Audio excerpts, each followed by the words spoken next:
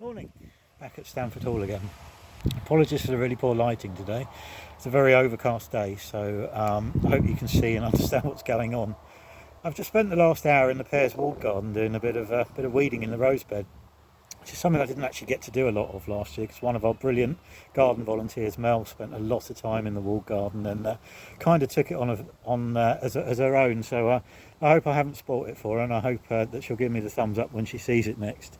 But it did get me thinking about weeding. It's a tedious job, but it's something that we all need to do. And to be honest, it does have its merits, obviously for the plants, in that it stops them being overcrowded by things we don't want. But also from horticultural therapy point of view, it's actually it has an awful lot of merits.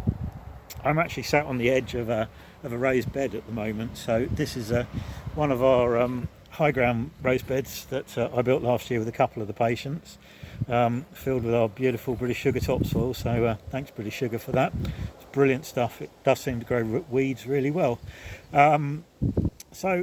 Weeding, yeah, there's lots of different tools we can use for weeding, and there's lots of different benefits we can gain from doing it. Most of the weeding I've done in my life I've done using a hoe. So this is just a standard Dutch hoe. It's on a short shaft though, so when we're in a raised bed it's actually a really good tool. And it means that somebody's working on standing tolerance or needs to work on pacing, something like that. It's a great tool because it's a nice gentle action. We're just gently moving the hoe backwards and forwards.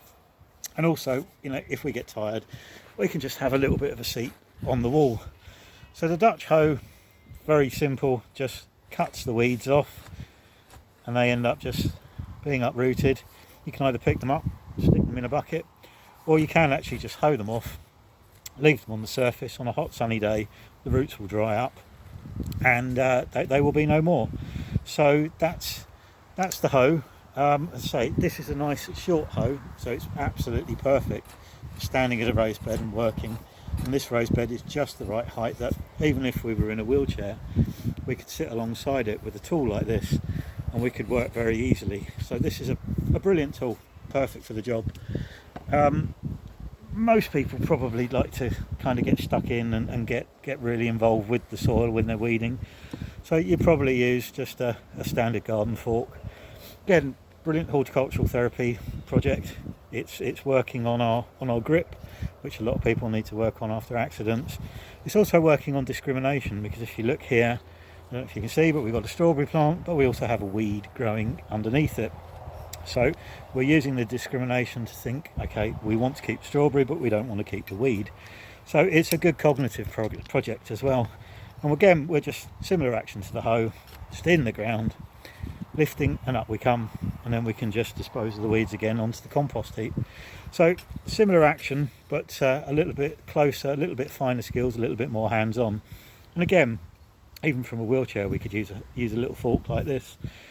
For those that might need to have a little longer shaft, maybe a little bit longer reach tool, these are brilliant tools. These were donated to us a couple of years ago by a company called Prongcroft, and they're a funny looking tool because they are a two-pronged garden fork, but they're absolutely brilliant. Again, they're like a hoe for weeding. We can weed up, we can lift the weeds that we want, but we can also weed right up to things like these strawberry plants, and we're not going to accidentally lift them out the ground like we might do with a fork.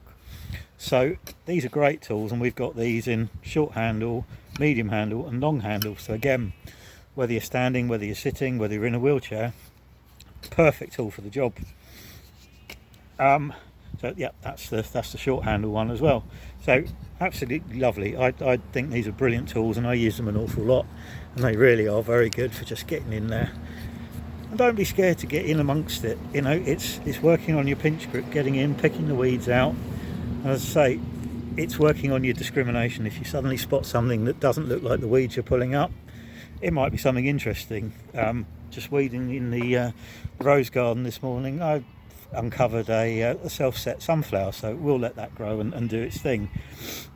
So then we move on to those that can't hold a tool like this. It's going to be difficult for them. They may have suffered a hand injury, an arm injury, something like that, or just not have a very strong grip. So then we move into adaptive tools like these petter tools we've got here. So again, same principle. It's a garden fork, three-pronged fork, but instead of the handle being like this, it's turned on the vertical, horizontal even, I do apologise. And it means you can hold it like this, and you can now weed with a slightly different action. And it's brilliant for working on grip, and I find it a little bit of a strange tool to use, to be honest, but I have seen it used to great effect with patients, and they do find it very useful to have that extra different way of holding the tool. So you're starting to see there's lots of different tools that we can use for exactly the same purpose. I mean, you know, in reality, this soil is quite light and friable. You don't even need a tool. You can just get in there with your fingers and just get in there amongst it and weed it. Even getting your hands in the soil is a brilliant therapy for you. All sorts of microbes and bacteria and stuff in the soil are absorbed by the skin, which releases feel-good endorphins.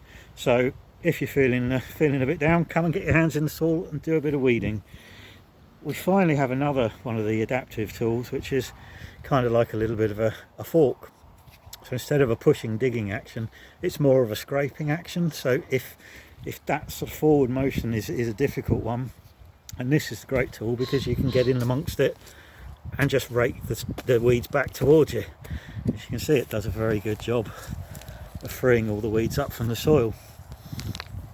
So there are many different ways of weeding, and they're just a few of them.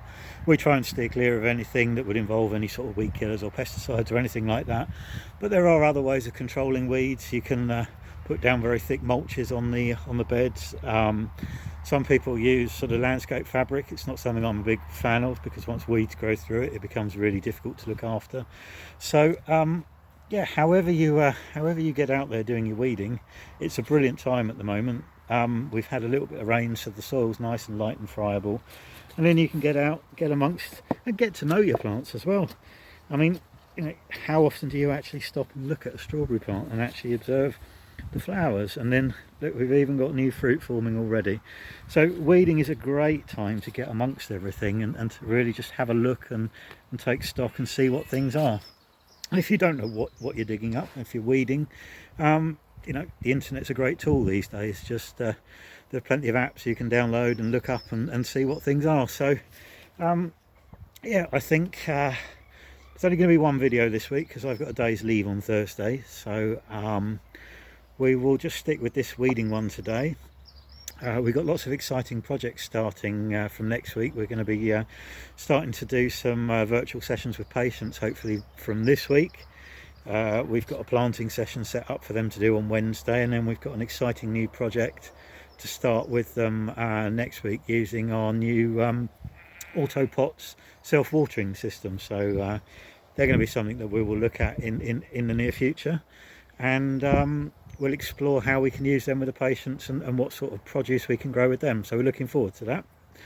So I think that's it for now. I'm going to carry on doing a little bit more weeding. So enjoy your gardens. Again, as always, keep sending me pictures. I have been getting some good pictures now, and I've been getting some good feedback from you guys. So it's great to be back at Stamford Hall, and I look forward to speaking to you from here in the very near future. So till next time, all the best. Ta-da.